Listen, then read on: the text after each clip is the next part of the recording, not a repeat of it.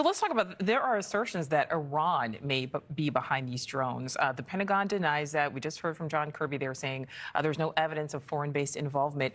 Who do you think is responsible? What do you think is behind these drones? Unfortunately, I'm only as good as the information that I read, the briefings that I've attended. We did have a long briefing yesterday at the request of myself and a handful of other legislators that the governor organized with both state and federal authorities that included the colonel of the New Jersey State Police, representatives from the New Jersey Office of Homeland Security and Preparedness, and the United States Department of Homeland Security. And what came out of that meeting is the same thing. They doubled down on their narrative that there's no threat, but then they can't explain why. To the contrary, what they go through is a litany of things that they claim that they don't know.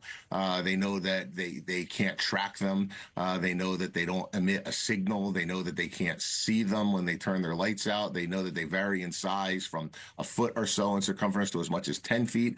The colonel indicated that they had sent New Jersey State Police helicopters to try to intercept them on a couple of occasions, and when they approach them, they simply go dark and disappear.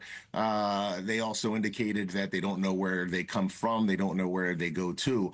All of those seem like interesting or odd sort of responses to, as Admiral Kirby said, if they're not drones, and they seem to be consistent with manned aircraft, then, whose manned aircraft are they? I said from the beginning that I think it's a balancing of answers versus action. If these are American assets, if these are American drones or American manned aircraft, then I think the federal government owes the American people explanations and answers, and we certainly didn't get those yesterday. We didn't get them now.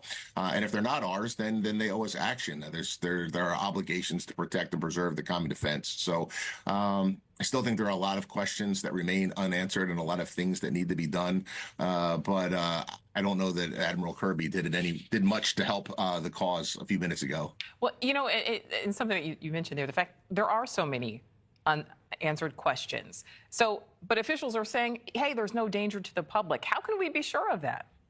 Well, I think what came out of the meeting yesterday was, I think there's a distinction between saying there's no danger to the public and we don't know that there's a danger to the public. And I think if you don't know where they're coming, you don't know where they're going to, you don't know if they carry a payload or are capable of carrying a payload, if they go dark and you can't see them when you approach them.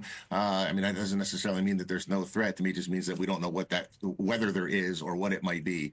But what we did learn yesterday, and I said this yesterday, and I'm going to say it again today. I think responsibility for answering the questions or taking action rests solely at the feet of the Biden administration. The federal government controls the skies. The federal government regulates the skies. It is their responsibility. It's their responsibility to do a better job of answering local law enforcement's questions. It's their job to answer journalists' questions, and we didn't get a lot of those a few minutes ago. And I think it's their job to provide for our safety, and I don't see them doing that either. It's rather simple to be dismissive and tell folks that there's nothing here to see, but all you